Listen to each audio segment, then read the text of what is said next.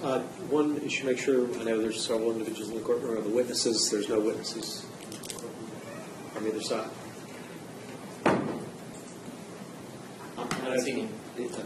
That'll be up to you, both sides, to address that throughout the trial. I don't know who may or may not be called. So.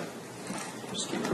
I would make a motion to separate. I don't know if I made a motion. I thought we already had addressed that. I think we did. I just want to make sure that we did. And then I will have the statement first, just so you know that before you start your opening. I'll read a brief statement to the jury. All right.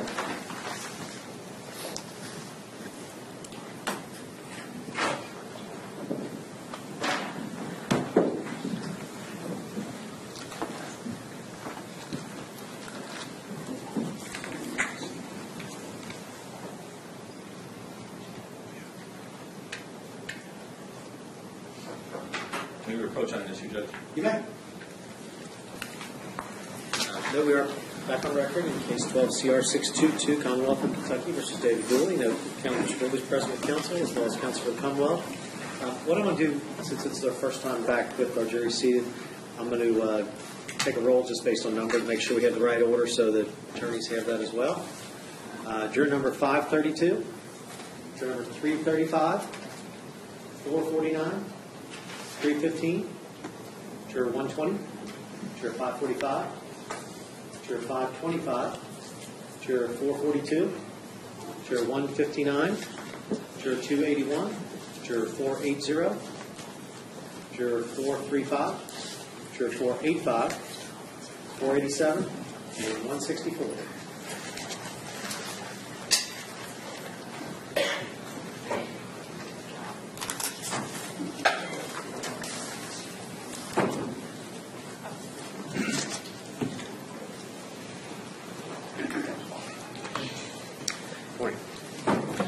The case will proceed in the following order.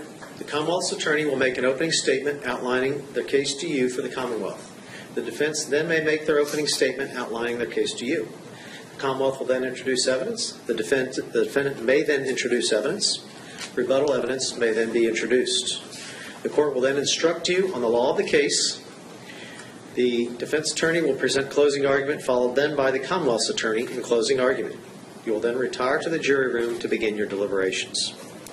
Faithful instructions of the court. The law applicable to this case will be contained in the instructions that I give you. It is your duty to determine the facts of this case and to determine those facts from the evidence and the reasonable inferences arising from such evidence, and in so doing, you are not to indulge in guesswork or speculation. The evidence you are to consider consists of the testimony of the witnesses and the various exhibits that are admitted into evidence. The term witness means anyone who testifies under oath, either in person or by deposition.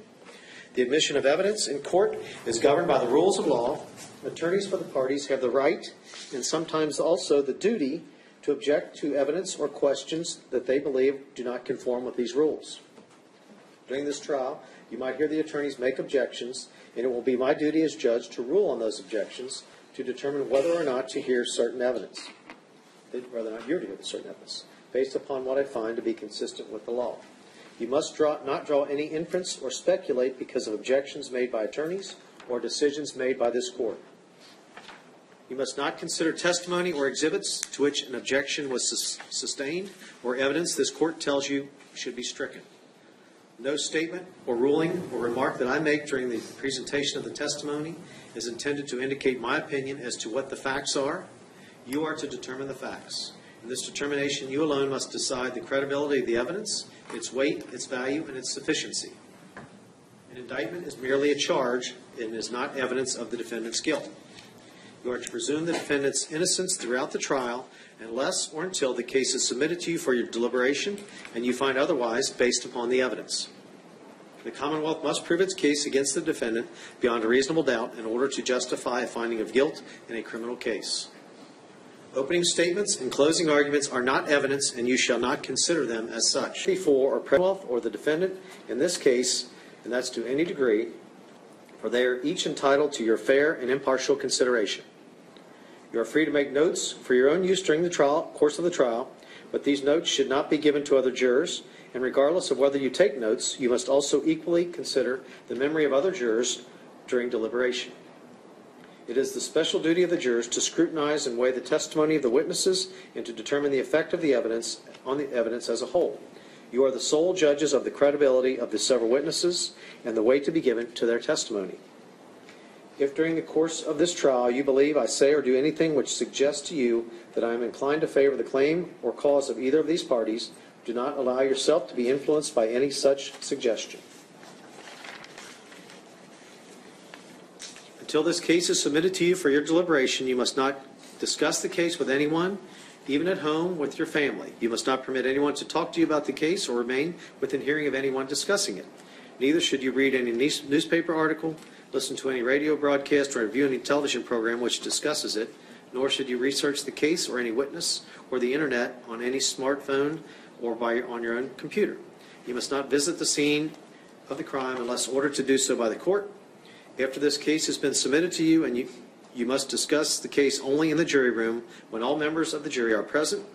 You are to keep an open mind, and you must not decide any issue of this case until the case is submitted to you for your deliberation under the instructions of the court.